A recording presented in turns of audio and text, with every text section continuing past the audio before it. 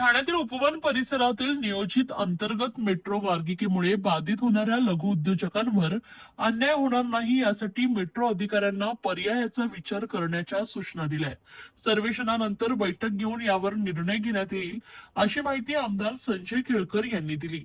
यावेळी नगरसेवक सीताराम राणे उपस्थित होते।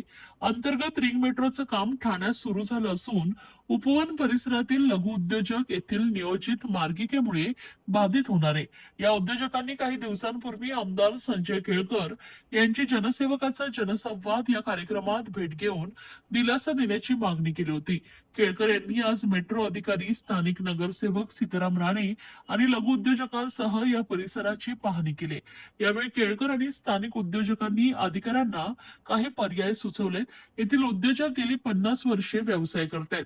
मेट्रो कामाचा त्यांच्या व्यवसायावर कमीत कमी परिणाम व्हावा या दृष्टीने बदल करून मार्गिकेचं काम करावे। नागरिकांच्या तक्रारीनुसार काही ठिकाणी पाहणी करून बदल करण्यात आले, त्यामुळे उपवन परिसरातही प्रयत्न करावा अशा सूचना केळकर यांनी अधिकाऱ्यांना केल्या आहेत। आज या ठिकाणी आम्ही पाहणी दौरा आयोजित केला होता आणि मेट्रोचे अधिकारी आणि आपले ओपन इंडस्ट्रियल इस्टेटचे प्रतिनिधी आणि जे गाळे आहेत की जिथून मेट्रो जाते तर यांचा पाहणी दौरा आज आम्ही केला आणि या पाहणी दौऱ्यामध्ये अनेक गोष्टी ज्या आहेत त्या आढळल्या। त्याच्यामध्ये निरनिराळे पर्याय देखील इथल्याही लोकांनी सुचवले आणि मेट्रोच्याही लोकांनी सुचवले। आता याच्यामध्ये नक्की किती गाळे बाधित होत आहेत त्याचा सर्व्हे केला जाईल आणि त्या सर्व्हेच्या नंतर देखील याच्यातनं की कमीत कमी इथल्या आमच्या उद्योजकांना त्रास होईल, कमीत कमी इथल्या उद्योजकांवर त्याचा परिणाम होईल, त्यांच्या पोटापाण्यावर, अशा प्रकारची रचना करण्याचा आम्ही त्यांच्या वतीने मेट्रोकडे प्रयत्न करू।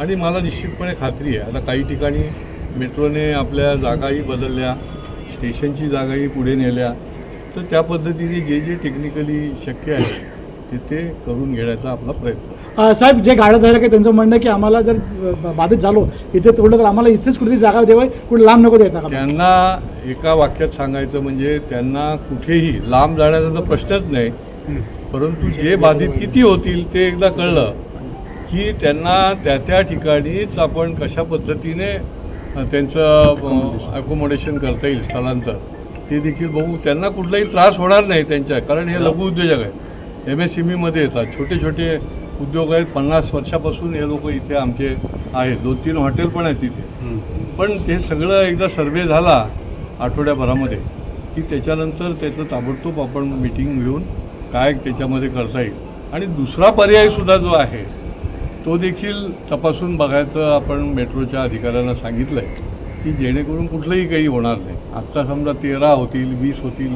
एक्झॅक्ट सर्वेनंतरच कळणार आहे, परंतु कुठलाच होणार नाही, तोही पर्याय बघून घ्यायचा आहे आणि पुढच्या या 10 दिवसामध्ये त्याच्या संबंधामधला आपल्याला निर्णय घेता येईल। पण इथल्या लोकांना कुठलाही त्रास होणार नाही याच्याकरता आम्ही यांच्या वतीने निश्चितपणे मेट्रोच्या बरोबर बसून त्याच्यातून तोडगा काढू, मार्ग। मेट्रोचा आराखडा नियोजित करण्या अगोदर ह्या व्यावसायिकांना गृहीत धरण्यात आले नव्हते? नाही, कसं असतं माहिती का की कुठलाही विकासाचं जेव्हा काही योजना आखली जाते त्या वेळेला आता समजा समृद्धी मार्ग त्याच्यामध्ये बाधित नव्हते का? होते।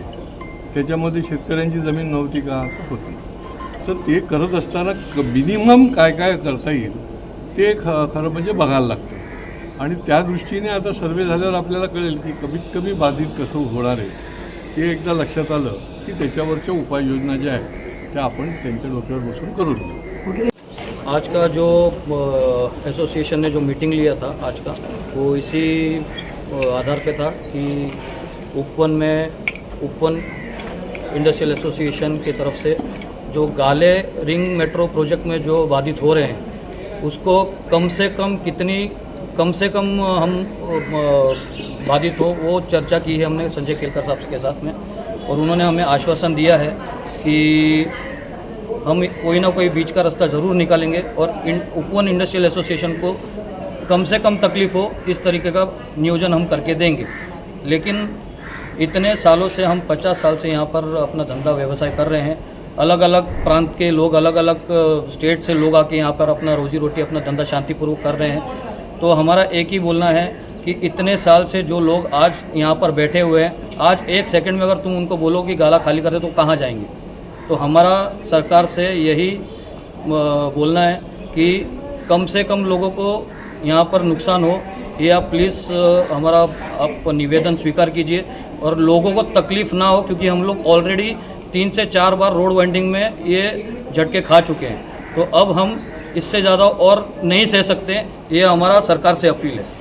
मी जितेंद्र शिवाजी शिंदे येथे उपवनचा कारखानदार आहे। गेली अनेक वर्ष आम्ही लोकांनी म्हणजे आत्तापर्यंत जेवढ्यांदा रोड वाइंडिंग दिली तेव्हा 3 वेळा आम्ही इथल्या जागा गव्हर्नमेंटला दिल्या आहेत। आम्ही या प्रकल्पाच्या कोणीही विरोधात नाही, परंतु एवढं नक्की एवढे 50 वर्षापूर्वीचे जे व्यवसाय बसलेले आहेत ते कुठेही विस्थापित होणार नाहीत, यासाठी आज आम्ही केळकर साहेबांना बोलवलेलं आणि त्यांच्याकडून आम्हाला आश्वासन मिळालं आहे की जेवढे गाळे बाधित होतील त्या आधी आपण चेक करू आणि जर होणार असेल तर तुम्हाला इथल्या इथे कुठे ॲडजस्ट करू किंवा आम्ही इथनं पर्यायी काहीतरी त्या लोकांना पर्याय सुचवून दुसरीकडे हे करून देऊ। ओके.